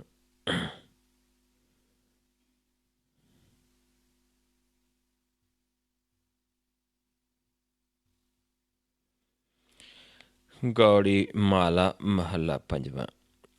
ਫਿਰ ਇਹ ਗੌੜੀ ਮਾਲਾ ਹੈ, ਜਿਵੇਂ ਪਿਛਲਾ ਵੀ ਸ਼ਬਦ ਗੌੜੀ ਮਾਲਾ ਮਹੱਲਾ ਪੰਜਵਾਂ। ਭਾਵਨ ਤਿਆਗਿਓ ਰੀ ਤਿਆਗਿਓ, ਤਿਆਗਿਓ ਮੈਂ ਗੁਰ ਮਿਲ ਤਿਆਗਿਓ। ਸਰਬ ਸੁਖ ਆਨੰਦ ਮੰਗਲ ਰਸ, ਮਾਨ ਗੋਬਿੰਦੈ ਆਗਿਓ। ਰਹੋ ਦੇ ਵਿੱਚ 3 ਪੰਕਤੀਆਂ ਨੇ। ਆਮ ਕਰਕੇ 2 ਆਉਂਦੀਆਂ ਨੇ, ਇੱਕ ਪੰਕਤੀ ਆਉਂਦੀ ਜਦੋਂ 3 ਪੰਕਤੀਆਂ ਨੇ। ਹੁਣ ਇੱਥੇ ਸਮਝਾਉਂਦੇ ਨੇ ਕਿ ਤਿਆਗਿਆ ਕੀ? ਉਹੀ ਜਿਹੜਾ 3 ਗੁਣਾਂ ਦਾ ਭਵਨ ਸੀ, 3 ਭਵਨਾਂ ਦੇ ਵਿੱਚ ਵਿਚਾਰਾਂ ਸੀ, ਉਹ ਸਾਰਾ ਕੁਛ ਤਿਆਗਿਆ। ਤਿਆਗਣ ਦੇ ਨਾਲ ਕੀ ਹੋਇਆ? ਕਿਵੇਂ ਤਿਆਗਿਆ? ਕਹਿੰਦੇ ਸਰਬ ਸੁਖ ਆਨੰਦ ਮੰਗਲ ਰਸ, ਮਾਨ ਗੋਬਿੰਦ ਆਗਿਓ। ਵੀ ਗੁਰ ਦੀ ਆਗਿਆ ਮੰਨੀ, ਉਹ ਮੰਨਣ ਦੇ ਨਾਲ ਕੀ ਹੋ ਗਿਆ? ਫਿਰ ਸੁਖ ਪ੍ਰਾਪਤ ਹੋ ਗਿਆ, ਆਨੰਦ ਪ੍ਰਾਪਤ ਹੋ ਗਿਆ, ਮੰਗਲ ਆਨੰਦ ਰਸ ਆ ਗਿਆ ਗੁਰ ਦੀ ਆਗਿਆ ਨੂੰ ਮੰਨਣ ਦੇ ਨਾਲ। ਇਹ ਮੰਨੀ ਤੇ ਗੁਰ ਕੀ ਕਰਾਉਂਦਾ? ਸਾਤੋਂ 3 ਗੁਣ ਛਡਾਉਂਦਾ ਹੈ। ਤੇ ਉਹ 3 ਗੁਣ 3 ਭਵਨ ਨੇ ਜਿਹੜੇ, ਜਿੱਥੇ 3 ਗੁਣੀ ਵਿਚਾਰਾਂ ਨੇ, ਉਹਨਾਂ ਨੂੰ ਤਿਆਗ ਦਿੱਤਾ। ਕਿਵੇਂ ਤਿਆਗਿਆ? ਗੁਰ ਨੂੰ ਮਿਲ ਕੇ। ਤਿਆਗਿਓ ਭਾਵਨ ਤਿਆਗਿਓ ਰੀ ਤਿਆਗਿਓ, ਤਿਆਗਿਓ ਮੈਂ ਗੁਰ ਮਿਲ ਤਿਆਗਿਓ। ਚਾਹੁੰਦਾ ਸੀ ਕਿ ਤਿਆਗਣਾ ਇਸ ਨੂੰ, ਫਿਰ ਤਿਆਗ ਦਿੱਤਾ 3 ਗੁਣਾਂ ਨੂੰ। ਪਰ ਤਿਆਗਿਆ ਕਿਵੇਂ? ਗੁਰ ਨੂੰ ਮਿਲ ਕੇ, ਗੁਰ ਲੈ ਕੇ। ਤੇ ਗੁਰ ਦੀ ਆਗਿਆ ਮੰਨ ਕੇ ਸਾਰਾ ਸੁੱਖ ਪ੍ਰਾਪਤ ਹੋ ਗਿਆ ਤੇ ਦੁੱਖ ਖਤਮ ਹੋ ਗਏ। ਮਾਨ ਅਭਿਮਾਨ ਦੋ ਸਮਾਨੇ, ਮਸਤਕ ਡਾਰ ਗੁਰ ਭਾਗਿਓ। ਮਸਤਕ ਨੂੰ ਗੁਰ ਦੇ ਚਰਨਾਂ ਦੇ ਵਿੱਚ ਰੱਖ ਦਿੱਤਾ। ਮਾਨ ਤੇ ਅਭਿਮਾਨ ਦੋਨਾਂ ਨੂੰ ਬਰਾਬਰ ਸਮਝਿਆ, ਕਿਉਂਕਿ ਇਹ ਚੀਜ਼ਾਂ ਸਾਨੂੰ, ਇਹਨਾਂ ਤੋਂ ਅਸੀਂ ਨਿਰਲੇਪ ਰਹਿਣਾ ਹੈ। ਜੀਵਨ ਮੁਕਤ ਹੋਣਾ ਜੇ ਆਪਾਂ, ਫਿਰ ਸਾਨੂੰ ਦੱਸਿਆ ਵੀ ਅਸੀਂ ਪ੍ਰਭੂ ਦੀ ਆਗਿਆ ਦੇ ਹਿਰਦੇ 'ਚ ਵਸਾਉਣੀ ਹੈ। ਤੇ ਫਿਰ ਇਹਨਾਂ ਸਾਰਿਆਂ ਨੂੰ ਤਿਆਗਣਾ ਹੁੰਦਾ ਹੈ। ਮੈਂ ਸਮਝਾਉਂਦੇ ਨੇ, ਪ੍ਰਭ ਕੀ ਆਗਿਆ ਆਤਮ ਹਿਤਾਵੈ, ਜੀਵਨ ਮੁਕਤ ਸੋ ਕਹਾਵੈ। ਤੈਸਾ ਹਰਖ ਤੈਸਾ ਉਸੋਗ, ਸਦਾ ਆਨੰਦ ਤੈ ਨਹੀਂ ਵਿਯੋਗ। ਤੈਸਾ ਸਵਰਨ ਤੈਸੀ ਉਸ ਮਾਟੀ, ਤੈਸਾ ਅੰਮ੍ਰਿਤ ਤੈਸੀ ਵਿਖਾਟੀ। ਤੈਸਾ ਮਾਨ ਤੈਸਾ ਅਭਿਮਾਨ, ਤੈਸਾ ਰੰਕ ਤੈਸਾ ਰਾਜਾਨ। ਜੋ ਵਰਤਾਏ ਸਾਈ ਜੁਗਤ, ਨਾਨਕ ਉਹ ਪੁਰਖ ਕਹੀਐ ਜੀਵਨ ਮੁਕਤ। ਇਹ ਅਵਸਥਾ ਹੈ ਇੱਕ ਜੀਵਨ ਮੁਕਤ ਦੀ। ਅਤੇ ਇੱਥੇ ਸਾਨੂੰ ਇਹ ਸਮਝਾਉਂਦੇ ਨੇ ਵੀ ਆਪਣਾ ਮਸਤਕ ਗੁਰੂ ਦੇ ਚਰਨਾਂ 'ਚ ਰੱਖ ਦਿੱਤਾ ਅਤੇ ਫਿਰ ਇਹ ਦੋਨਾਂ ਨੂੰ ਬਰਾਬਰ ਸਮਝ ਕੇ ਛੱਡ ਦਿੱਤਾ, ਤਿਆਗ ਦਿੱਤਾ। ਸੰਪਤ ਹਰਖ ਨ ਆਪਤ ਦੁੱਖਾ, ਰੰਗ ਠਾਕੁਰ ਲਾਗਿਓ। ਗੁਰ ਦੇ ਚਰਨਾਂ ਨਾਲ ਜੁੜਨ ਦੇ ਨਾਲ ਹਰੀ ਦਾ ਰੰਗ ਚੜ੍ਹ ਗਿਆ, ਠਾਕੁਰ ਦਾ ਰੰਗ ਲੱਗ ਗਿਆ। ਹੁਣ ਪਤਾ ਲੱਗ ਗਿਆ ਵੀ ਚਾਹੇ ਸੰਪਤੀ ਹੈ, ਚਾਹੇ ਦੁੱਖ ਹੈ, ਚਾਹੇ ਸੁੱਖ ਹੈ, ਚਾਹੇ ਲਾਭ ਹੈ, ਚਾਹੇ ਹਾਨੀ ਹੈ, ਇਹ ਸਾਰਾ ਕੁਛ ਬਰਾਬਰ ਹੀ ਹੈ, ਕਿਉਂਕਿ ਦੋਨੋਂ ਚੀਜ਼ਾਂ ਸਾਨੂੰ ਪਰਮੇਸ਼ਰ ਨਾਲੋਂ ਤੋੜ ਦਿੰਦੀਆਂ ਨੇ। ਇਸੇ 'ਚ ਹੀ ਸਾਰਾ ਸੰਸਾਰ ਉਲਝਿਆ ਹੈ। ਜੇ ਆਪਾਂ ਪ੍ਰਭੂ ਦੇ ਨਾਲ ਜੁੜ ਜਾਈਏ ਫਿਰ ਇਹ ਸਾਡੇ ਵਾਸਤੇ ਸਮ ਹੋ ਜਾਂਦੀਆਂ ਨੇ, ਦੁੱਖ ਵੀ ਸੁੱਖ ਵੀ, ਕਿਉਂਕਿ ਉਸ ਪ੍ਰਭੂ ਦੇ ਨਾਲ ਜੇ ਆਪਾਂ ਲੀਨ ਹੋਣਾ ਹੈ, ਉਹਦੇ 'ਚ ਇੱਦਾਂ ਆਪਾਂ ਉਹਦਾ ਰੂਪ ਹੋਣਾ ਹੈ ਜਿਵੇਂ ਪਾਣੀ 'ਚ ਮਿਲ ਜਾਂਦਾ ਹੈ। ਫਿਰ ਇਸ ਦੇ ਵਾਸਤੇ ਸਮਝਾਉਂਦੇ ਨੇ ਕਿ ਇੱਕ ਅਵਸਥਾ ਹੁੰਦੀ ਹੈ। ਨੌਵੇਂ ਪਾਤਸ਼ਾਹ ਸਮਝਾਉਂਦੇ ਨੇ, ਜੋ ਨਰ ਦੁੱਖ ਮੈਂ ਦੁੱਖ ਨਹੀਂ ਮਾਨੈ, ਸੁਖ ਸਨੇ ਅਰ ਪੈ ਨਹੀਂ ਜਾਕੈ, ਕੰਚਨ ਮਾਟੀ ਮਾਨੈ। ਨਹਿ ਨਿੰਦਾ ਨ ਉਸਤਤ ਜਾਕੈ, ਲੋਭ ਮੋਹ ਅਭਮਾਨਾ। ਹਰਖ ਸੋਗ ਤੇ ਰਹੇ ਨਿਆਰੋ, ਨਾਹਿ ਮਾਨ ਅਪਮਾਨਾ। ਉਸਤ ਨਿੰਦਾ ਦੋ ਤਿਆਗੈ, ਨਾਹਿ ਮਾਨ ਅਭਮਾਨਾ। ਆਸਾ ਮਨਸਾ ਸਗਲ ਤਿਆਗੈ, ਜਗ ਤੇ ਰਹੇ ਨਿਰਾਸਾ। ਕਾਮ ਕ੍ਰੋਧ ਜੇ ਪਰਸੈ ਨਾਹਿਨ, ਤਿਹ ਘਟ ਬ੍ਰਹਮ ਨਿਵਾਸਾ। ਗੁਰ ਕਿਰਪਾ ਜੇ ਨਰ ਕੋ ਕੀਨੀ, ਤਿਹ ਜੁਗਤ ਪਛਾਨੀ। ਨਾਨਕ ਲੀਨ ਪਇਓ ਗੋਬਿੰਦ ਸਿਉ, ਜਿਉ ਪਾਨੀ ਸੰਗ ਪਾਨੀ। ਇੱਕ ਅਵਸਥਾ ਬਣ ਜਾਂਦੀ ਹੈ ਜਿੱਥੇ ਸਾਡੀ ਜੋਤ ਪਰਮੇਸ਼ਰ ਰੂਪ ਹੋ ਜਾਂਦੀ ਹੈ। ਜਿਵੇਂ ਪਾਣੀ 'ਚ ਬੂੰਦ ਪਾਣੀ 'ਚ ਪੈ ਕੇ ਅਲੱਗ ਨਹੀਂ ਦਿਸਦੀ, ਇਵੇਂ ਸਾਡੀ ਜੋਤ ਪ੍ਰਭੂ ਦੇ ਵਿੱਚ ਉਹਦਾ ਰੂਪ ਹੋ ਜਾਂਦੀ ਹੈ। ਇਸ ਕਰਕੇ ਇਹ ਸਾਰਾ ਕੁਛ ਜੀਵ ਫਿਰ ਤਿਆਗਦਾ ਹੈ ਜਦੋਂ ਹਰੀ ਦਾ ਰੰਗ ਚੜ੍ਹ ਜਾਂਦਾ ਹੈ। ਬਾਸ ਬਾਸਰੀ ਏਕੈ ਸੁਆਮੀ, ਉਦਿਆਨ ਦ੍ਰਿਸ਼ਟ ਗਾਇਓ ਦ੍ਰਿਸ਼ਟ ਟਾਗਿਓ।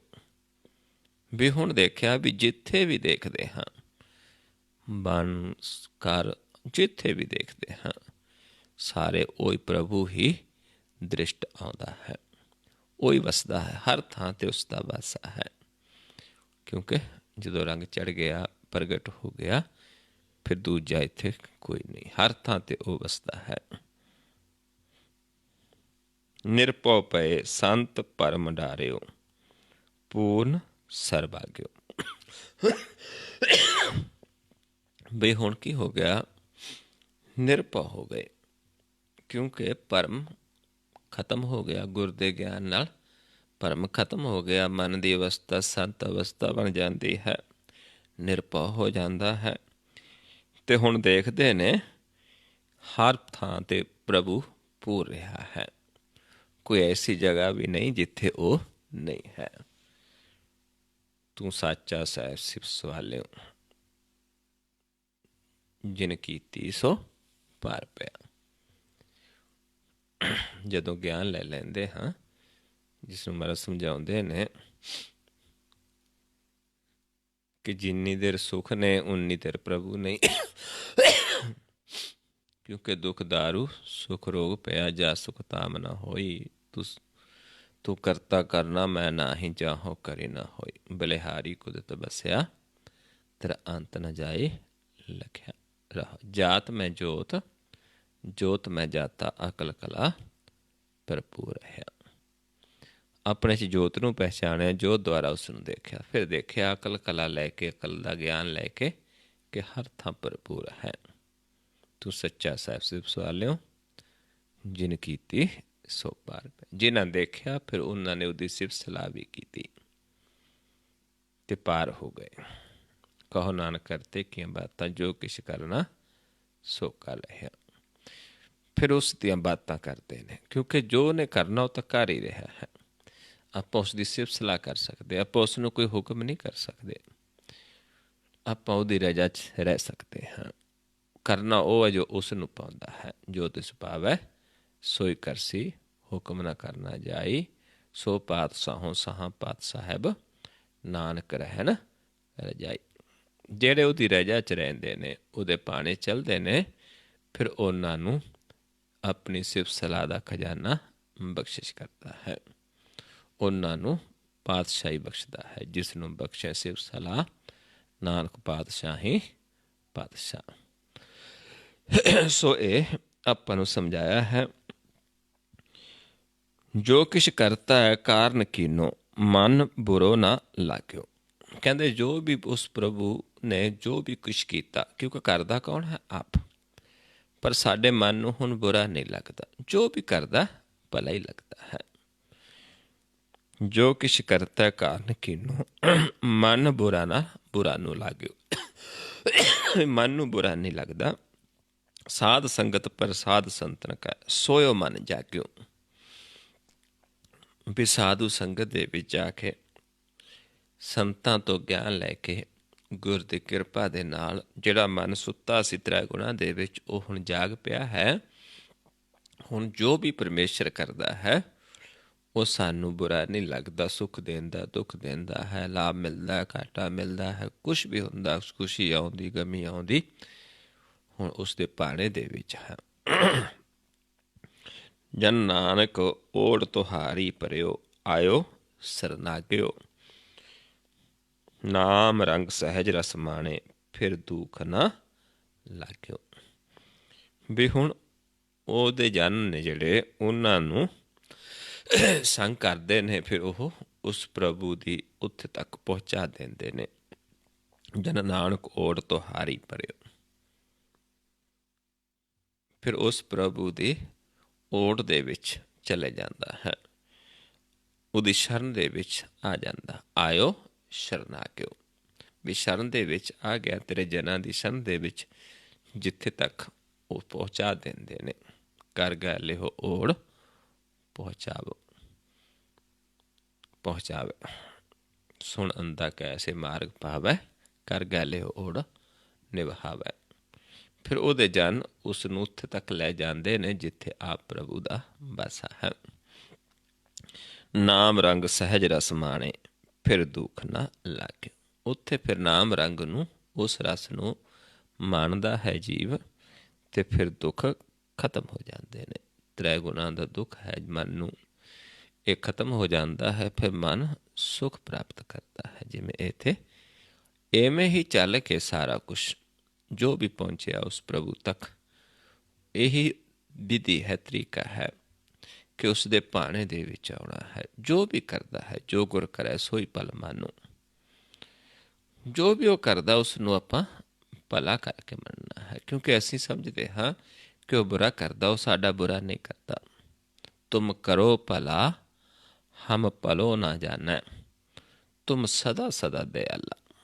ਕਹਿੰਦੇ ਚਾਹੇ ਅਸੀਂ ਨਹੀਂ ਜਾਣਦੇ, ਅਸੀਂ ਸਮਝਦੇ ਵੀ ਪਤਾ ਨਹੀਂ ਸਾਡਾ ਮਾੜਾ ਹੀ ਕਰਦਾ, ਲੇਕਿਨ ਉਹ ਭਲਾ ਹੀ ਕਰਦਾ ਸਾਰਿਆਂ ਦਾ।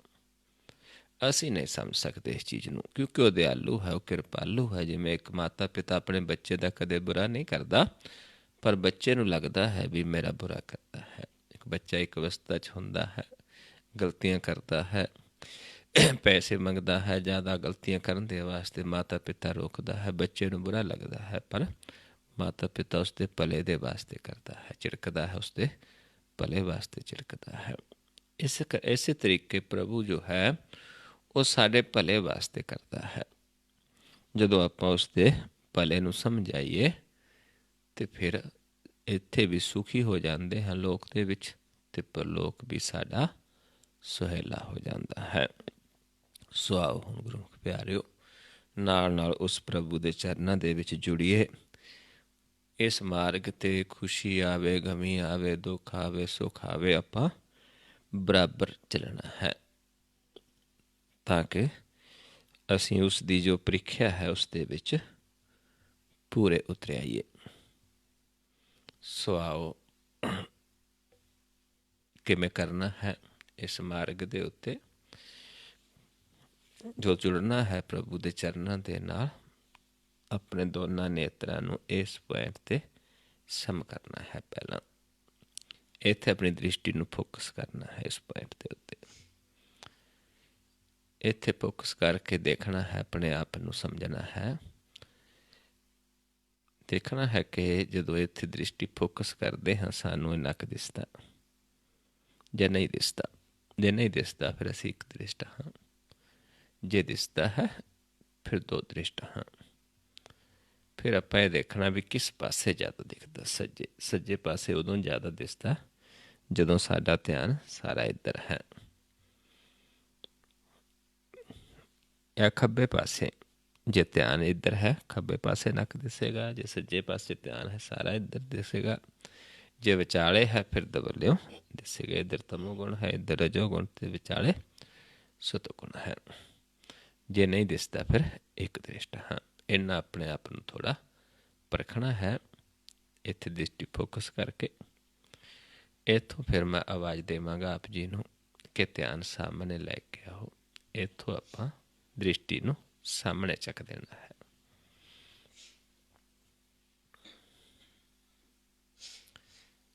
ਇੱਥੋਂ ਫਿਰ ਆਵਾਜ਼ ਦੇਵਾਂਗਾ ਕਿ ਧਿਆਨ ਨੂੰ ਮਸਤਕ ਦੇ ਸਾਹਮਣੇ ਲੈ ਜਾਓ। ਫਿਰ ਆਪਾਂ ਪਲਕਾਂ ਉੱਤੇ ਚੁੱਕਦੇ ਇਸ ਪਾਸੇ ਨੂੰ ਚੱਲਣਾ ਧਿਆਨ ਨੇ, ਇੱਧਰ ਨੂੰ ਨਹੀਂ ਜਾਣਾ, ਇੱਧਰ ਨੂੰ।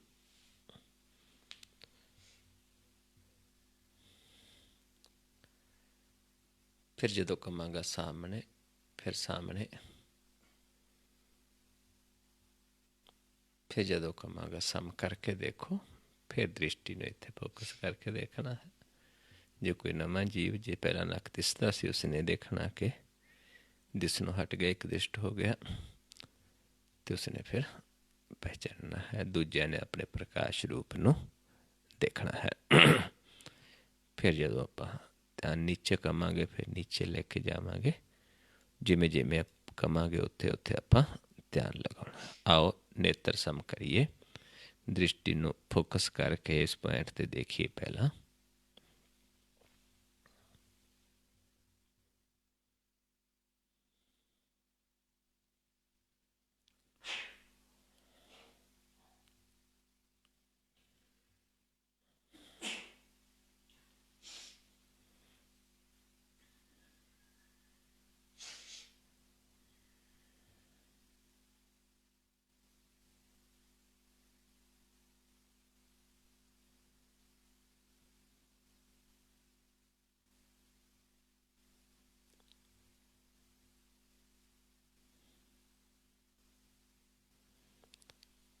ਸਾਹਮਣੇ ਲੈ ਕੇ ਆਓ ਧਿਆਨ।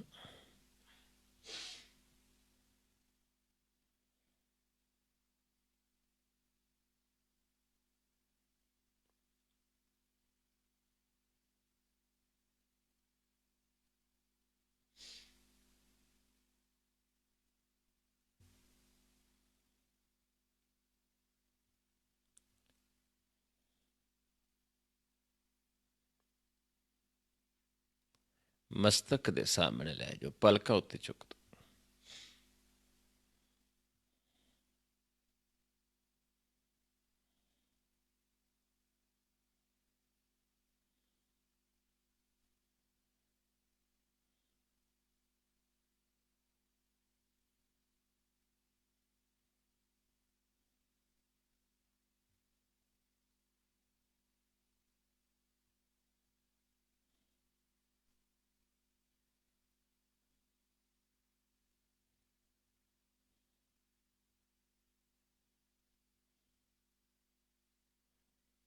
फिर सामने लेके आओ।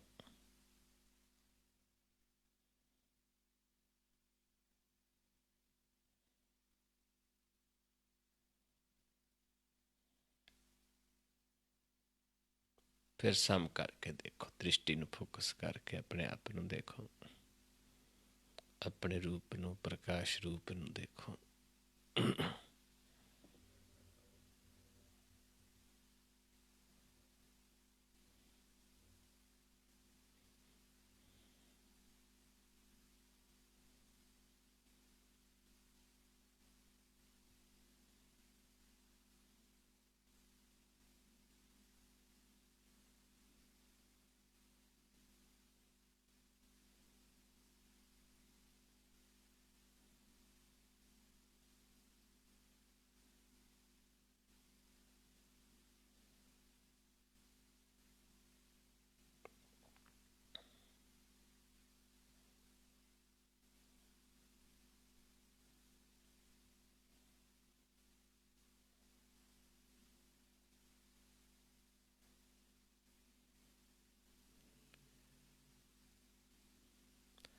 नीचे लै जो ध्यान। नीचे चादर तो थोड़ा उत्ते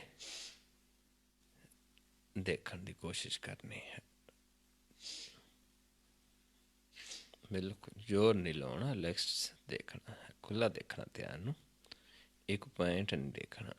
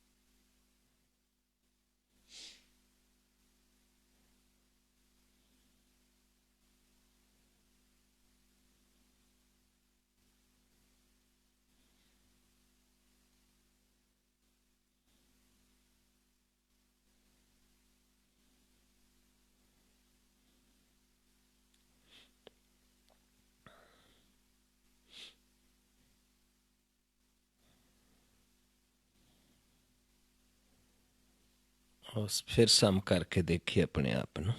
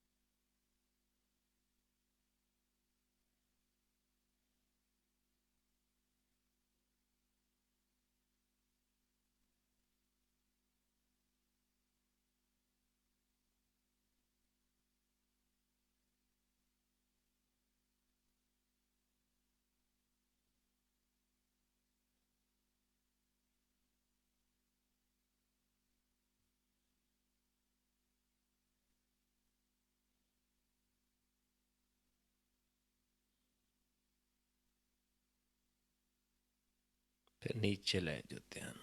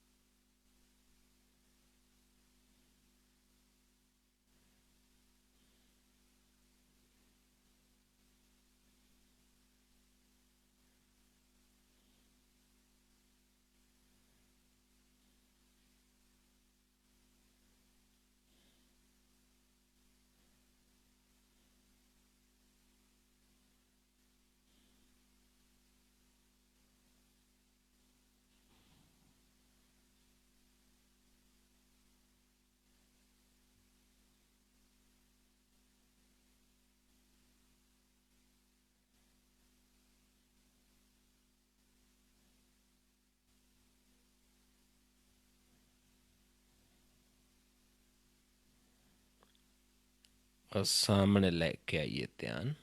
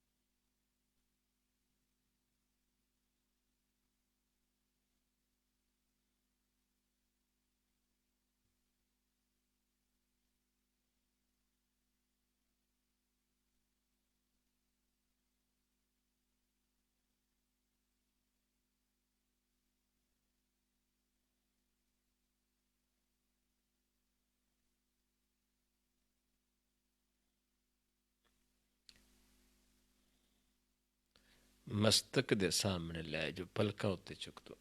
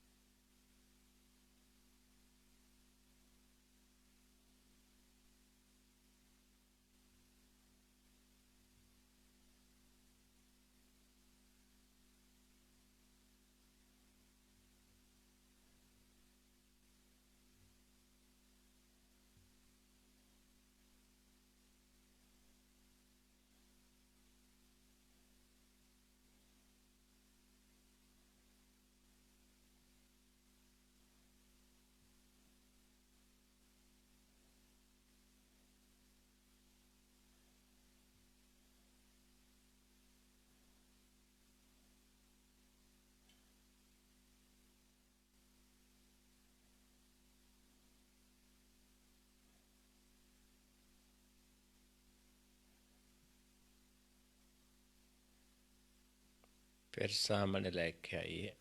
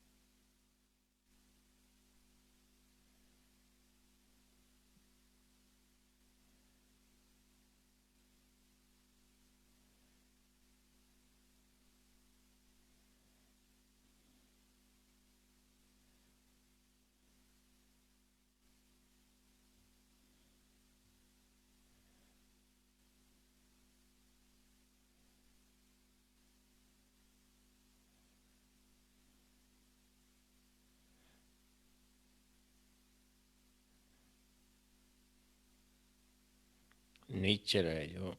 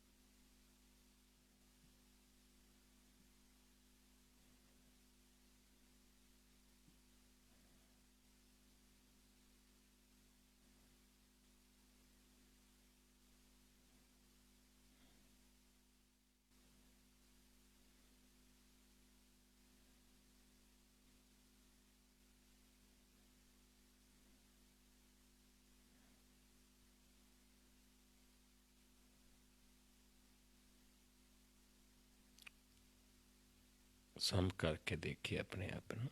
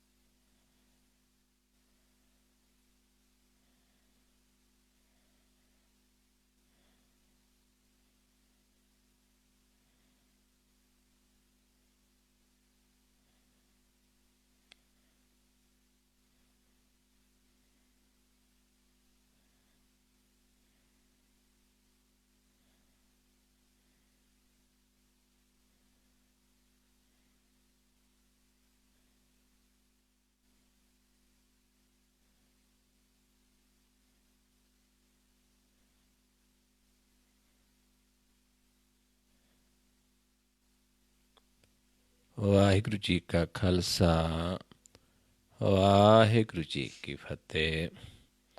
ਸੋ ਗੁਰਮੁਖ ਪਿਆਰਿਓ, ਇਸ ਤਰੀਕੇ ਦੇ ਨਾਲ ਆਪਾਂ ਆਪਣੇ ਆਪ ਨੂੰ ਪਹਿਚਾਨਣਾ ਹੈ ਅਤੇ ਮਾਲਕ ਨੂੰ ਪਹਿਚਾਨਣਾ, ਅਤੇ ਇੱਦਾਂ ਸਮਾਉਣਾ ਹੈ ਅਤੇ ਆਉਂਦੇ ਤਿਆਉਂਦੇ ਇੱਕ ਰੂਪ ਹੋ ਜਾਣਾ ਹੈ। ਕਿਉਂਕਿ ਜਿਹੜੇ ਉਸ ਨੂੰ ਸੇਵਦੇ ਨੇ ਅਤੇ ਉਹਦਾ ਰੂਪ ਹੋ ਜਾਂਦੇ ਨੇ। ਜਿਨ ਸੇਵਿਆ ਮੇਰਾ ਹਰ ਜੀ, ਅਤੇ ਹਰ ਹਰ ਰੂਪ ਸਮਾਸੀ। ਸੋ ਆਪਣੇ ਆਪ ਨੂੰ ਕੁਝ ਜਣਾਉਣਾ ਨਹੀਂ ਹੈ। ਦੋ ਅਭਿਆਸ ਜ਼ਿਆਦਾ ਕਰਨਾ ਹੈ, ਇੱਕ ਸਮ ਕਰਨਾ, ਇੱਕ ਨੀਚੇ ਜ਼ਿਆਦਾ। ਫਿਰ ਆਪਣੇ ਆਪ ਨੂੰ ਦੇਖਣਾ, ਫਿਰ ਨੀਚੇ ਲੈ ਜਾਣਾ, ਅਤੇ ਇੱਦਾਂ ਹਮ ਨਹੀਂ ਚੰਗੇ ਬੁਰਾ ਨਹੀਂ ਕੋਏ, ਇਸ ਅਵਸਥਾ 'ਚ ਵਿਚਰਨਾ ਹੈ। ਸੋ ਇੰਨੀ ਕੁ ਵਿਚਾਰ ਕਰਦੇ ਹਾਂ, ਬਹੁਤ ਸਾਰੀਆਂ ਭੁੱਲਾਂ ਹੋ ਜਾਂਦੀਆਂ ਹਨ। ਆਪ ਸੰਗਤ ਸਤਿਗੁਰੂ ਜੀ ਬਖਸ਼ਣਯੋਗ ਹੋ, ਬਖਸ਼ ਲੈਣਾ ਜੀ। ਵਾਹਿਗੁਰੂ ਜੀ ਕਾ ਖਾਲਸਾ, ਵਾਹਿਗੁਰੂ ਜੀ ਕੀ ਫਤਿਹ।